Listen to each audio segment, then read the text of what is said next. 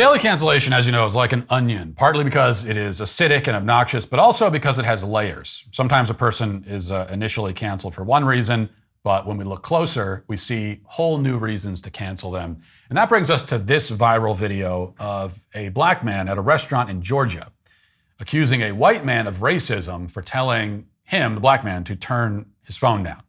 Apparently, this alleged racism victim was playing something loudly on his phone at a restaurant, but the bad guy is the other patron who asked him to lower the volume a bit.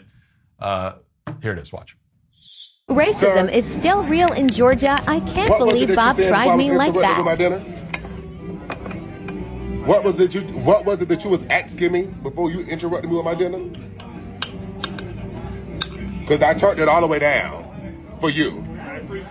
Okay, but what was it that you was asking me? Is there a reason why you would ask me to turn my phone down when there's a band playing music that I don't give a about hearing?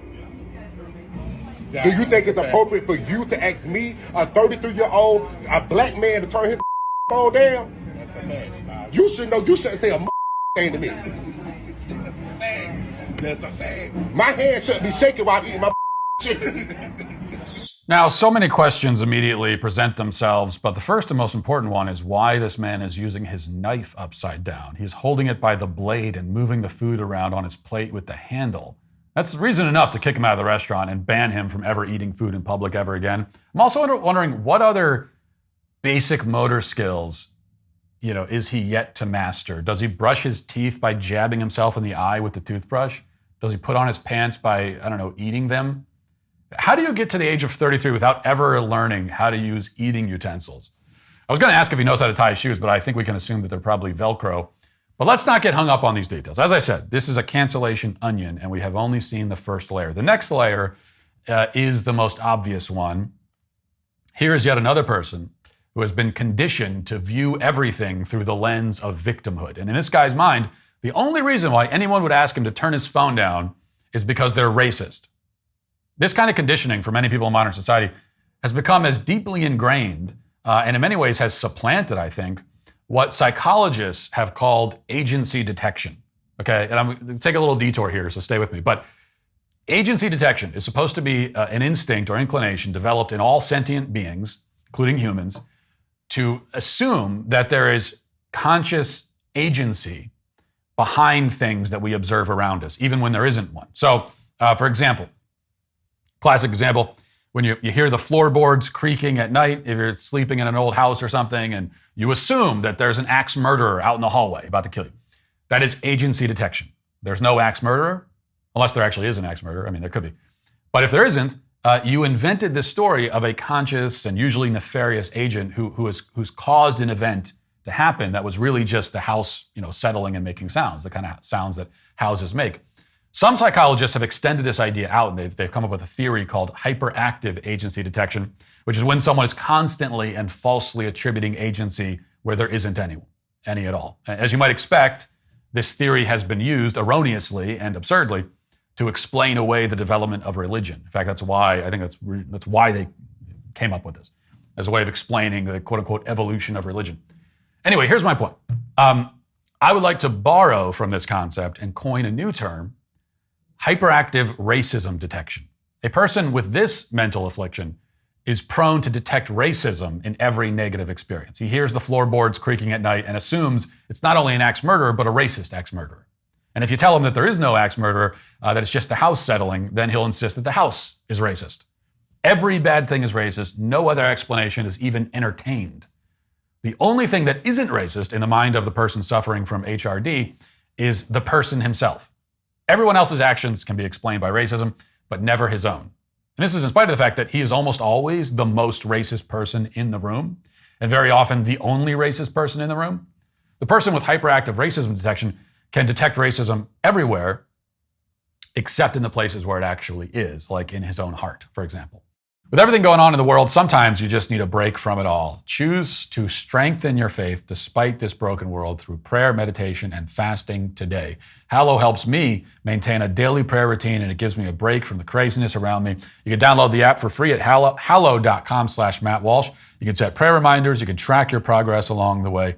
If you're not sure where to start, check out Father Mike Schmitz's Bible in a Year podcast, available on the Hallow app for brief daily Bible readings and reflections, or you can pray alongside Mark Wahlberg, Jim Caviezel, and even some world-class athletes. With Hallow, you can customize a personal prayer plan that works for you. Listen anywhere you are with downloadable offline sessions. There's no better time to stay rooted in your faith and values.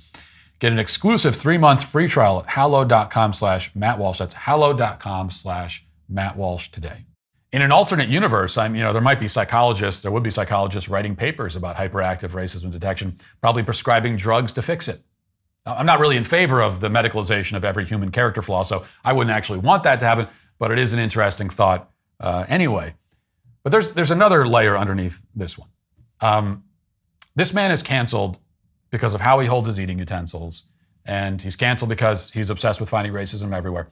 He's also canceled because he was playing something on his phone loudly in public. This is the most egregious offense of all, by far. Somehow even worse than holding your knife upside down. I mean, at least this guy's like the only human on the face of the earth who uses his knife like that.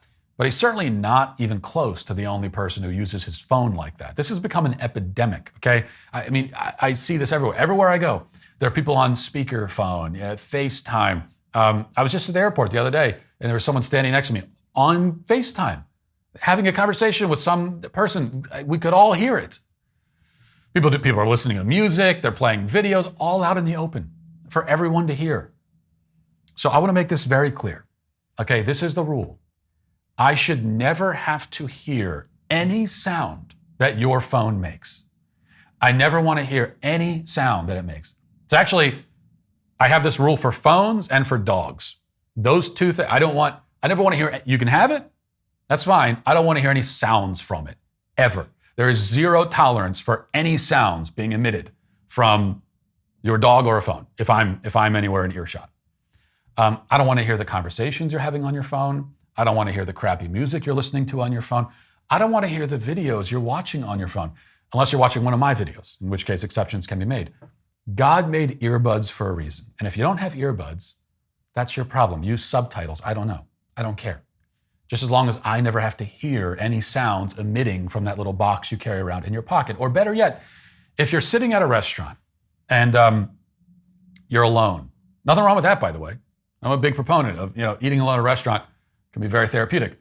But if you find yourself in that situation and you don't have earphones, and there's no way to listen to something or watch something on your phone without being a monumental jerk to everyone around you, well, have you considered the possibility that you don't need to be on your phone at all? Have you thought about just sitting there? Have you considered sitting there and eating and not doing anything else but those two things? Like, this is something, I think for a lot of people in modern society, they've never done this. Have you ever just sat somewhere and all you're doing is sitting? You're not doing anything. You're not looking at anything. You're not listening to anything. You're just sitting. This is, a lot of people in modern society can't believe this, but this was like a normal occurrence for people all throughout human history up until right now. There would be many occasions where you're just sort of like sitting somewhere and you're not doing anything else. And so then you're thinking. And that's the benefit. You can actually develop your own thoughts. So I would suggest that. Maybe try not injecting noises and images and content into your skull every second of every day. Have you considered just allowing yourself to be with your own thoughts for maybe 3 minutes at a time to start? I suppose you can't be with your thoughts until you develop the ability to have thoughts, but you can't do that unless you take a break from your phone. Who knows? You might even become smart enough to properly use a knife. Anything is possible. But for now, the guy in that video is canceled. And that'll do it for the show today. Talk to you tomorrow. Have a great day. Godspeed.